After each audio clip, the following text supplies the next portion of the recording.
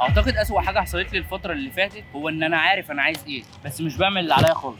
يعني مثلا انا عارف ان انا لازم اذاكر عشان انجح، وعارف ان انا لازم ابقى مطور مهاراتي عشان اتماشى مع سوق العمل، وعارف ان لازم اتعلم انجليزي لان هي دي لغه العصر وانا محتاجها فعلا. ولكن على الرغم ان انا عارف انا عايز ايه مش بعمل اي رد فعل على الحاجات دي. كل يوم كان بيعدي عليا وانا واقف مكاني بقعد اقول لنفسي انت متاخر، انت مش هتلحق، مش هتعرف توصل لحاجه.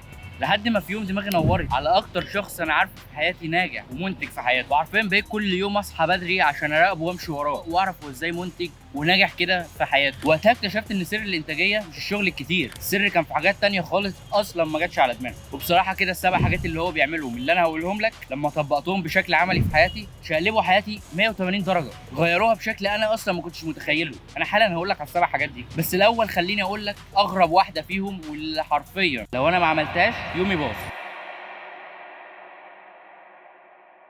عارف انت اللحظه اللي بتعدي عليك وتكون كاره فيها كل حياتك، كاره فيها كميه الكسل والراحه الزياده اللي انت بقيت عايش فيها؟ ده بالظبط اللي حصل معايا، والحمد لله قدرت احل الموضوع ده بمجرد ما راقبت الراجل اللي قلت لكم عليه في اول الفيديو. من يوم ما طبقت السبع حاجات اللي هو بيعملهم في حياته حياتي اتشقلبت، اتغيرت تماما. يعني حرفيا مطر بتاع زمان لو يبص على مطر بتاع دلوقتي فهو مش هيكون عارف يستوعب كميه الانتاجيه اللي هو بقى فيه. الحمد لله بقيت كل يوم اصحى بدري بدل ما كنت انا بسهر. سبت شكل جسمي جدا وبقيت احسن في دراستي وتركيزي بقى اعلى. اتعلمت مهارات مطلوبه في السوق وتحسنت فيها بشكل ملحوظ. واخيرا قناه اليوتيوب اللي انا قررت اعملها عشان اساعد الناس يوصلوا لنفس النتائج واحسن كمان. بص انا مش جاي اقول لك ان انا قد ايه جامد وقد ايه انا راجل ناجح في حياتي، وانا لا، احنا كلنا بنحاول. انا بس بوضح لك ايه اللي ممكن توصل له لما تعمل السبع حاجات اللي هقولهم لك دلوقتي. بس قبل ما اقولهم خلينا الاول ندخل جوه عقلنا ونعرف ايه اللي بيفكر فيه وازاي شغال. دماغ اي انسان فينا هدفها الاول والاوحد انها تبحث عن السعاده، او على الاقل خالص تتجنب اي حاجه يخليها تتالم او تتعب. يعني ببساطه اي حاجه بتسبب سعاده زود منها، واي حاجه بتسبب الم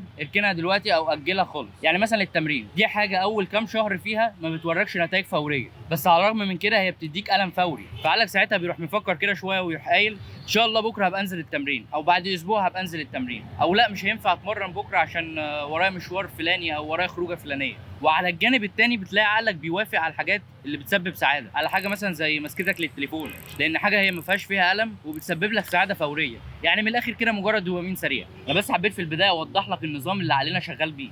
نسيت اقول لك اي حاجه فيها سعاده فوريه فهي بتسبب الم على المدى البعيد، والعكس صحيح. يعني اي حاجه بتسبب الم فوري فهي بتسبب سعاده على المدى البعيد. لو لسه قاعد لحد دلوقتي اعمل لايك وسبسكرايب وفعل زر الجرس عشان تشوفش كل جديد، ويلا بينا على السبع حاجات اللي غيرت حياتي وشقلبتها تماما.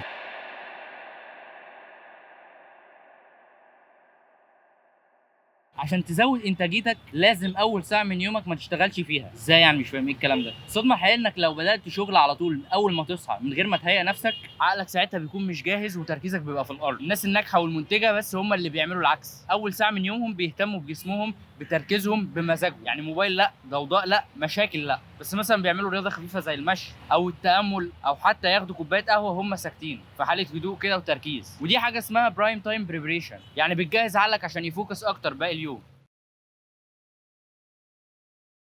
انت مش روبوت ومخك مش معمول عشان يشتغل 8 ساعات متواصلين، بس في طريقه واحده بس تخليك تشتغل اقل وتنجز اكتر، لا اكتر بكتير، وهي قاعده 90 30. القاعده ببساطه ان انت تشتغل 90 دقيقه كامله بكامل تركيزك، وبعدها خد راحه 30 دقيقه، يبقى 90 دقيقه شغل بتركيز عالي و30 دقيقه راحه. الدراسات اثبتت ان التركيز بيقل بعد ساعه ونص شغل بالتدريج طبعا، وعقلك بيبدا يحصل له تشتت كده وحاجات غريبه، وده بيعمل حاجه اسمها انتاجيه وهميه، اللي هو بتبان شغال طول اليوم بس الانتاج صفر. العاده الثالثه وهي اعمل تو دونت ليست. ايه ده؟ هي مش كانت تو دو ليست؟ بالظبط كده، بس تو دونت ليست هي اختها، ودي في وجهه نظري اهم من التو دو ليست.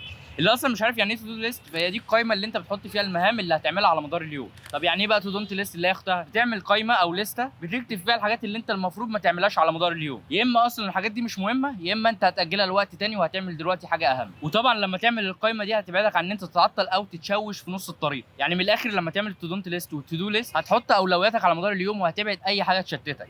العاده الرابعه وهي قانون الدقيقتين، والقانون ده ببساطه بيقول لك اي حاجه هتتعمل في اقل من دقيقتين ابدا بيها فورا وخليها هي الاول والاولويه ليها، وانا بحذرك اوعى تاجلها ابدا. بكرر تاني، الاولويه لاي حاجه تخلص في اقل من دقيقتين. العاده الخامسه وهي يقفل الباب. العاده دي تبان عاديه وبسيطه بس في الحقيقه تاثيرها كبير وبيفرق. طب يعني ايه اصلا هتقفل الباب؟ يعني اول ما تخش تشتغل على دراستك، على شغلك، على ايا كان، لازم تقفل عليك الباب ولازم تنعزل وتحط نفسك في مود الشغل. حته اضافيه مني ليك، المكان اللي انت هتقعد تشتغل فيه هو يكون مكان مخصص للشغل بس. يعني ما ينفعش الاوضه اللي بتنام فيها تشتغل فيها. العاده الثابته ويمشي ورا طاقتك مش وقتك. يعني اسال نفسك سؤال، انا تركيزي بيكون امتى على مدار اليوم؟ واول ما تعرف الوقت اللي انت بتكون مركز فيه، عايزك بقى تنظم شغلك حوالين الوقت ده، لان غالبا هتنجز فيه جامد جدا. وزي ما قلت لك قبل كده، في الوقت اللي انت بتكون مركز فيه وبتشتغل فيه، ابعد عن اي مشتت واقفل على نفسك الباب. القاعده السابعه وهي اقفل اليوم صح. كل يوم قبل ما تنام عايزك تكتب 3 حاجات انجزتها و3 حاجات عايز تعملها بكره، او تعمل التو ليست بتاع بكره. ولازم تحاسب نفسك على يومك كله. عايز اقول لك ان انت مش لازم تعمل كل ده مره واحده مع بعض، عايزك تختار 1 أو 2 بالكتير جدا وتبدا فيهم من النهارده. بعد فتره ابدا تدخل 1 أو 2 كمان. اوعدك بعد ما طبقت حاجه او 2 من اللي انا قلتهم دول، حياتك هتتغير وانت كده هتضرب في السما. اظن روقت عليك جامد قوي النهارده. وعايز اقول لك كمان ان انا بصور اصلا في عز امتحاناتي، يعني انا هخلص دلوقتي ورايح امتحن، فروق عليا بقى مش كده؟ بس كده يا سيدي، ده اللي كان عندي اقول لك النهارده. اتمنى الفيديو عجبك، ما تنساش تعمل لايك وسبسكرايب وتفعل زر الجرس ما تنساش كل جديد. ولو عندك اي مشكله او عندك اي سؤال، سيب لك تحت لينك الانستجرام، خش عندي على الدي ام، ابعت لي مشكلتك او رسالتك وانا هحلها لك، اما في رساله يا اما في فيديو. عايز اقول لك ان انا حليت مشاكل ناس كتير والحمد لله. يعني الرسائل اللي جات لي منهم بعد ما حلوا مشاكلهم فرحتني جدا. فلو انت عندك مشكله وفعلا مزنوق وخلاص مش لاقي لها حل، خش عندي على الانستجرام وابعت لي. واصح الناس اللي سالت على الموضوع ده ان هو مدفوع ولا لا، فانا عايز اقول لك ان هو مجاني 100%. انا هدفي الاول والاخير هو مساعدتك. بنزل لكم فيديوهات هنا بتحل بعض المشاكل، ولو انت عايز حل مخصص لمشكلتك انت فخش هناك كلمني. توفيق للجميع.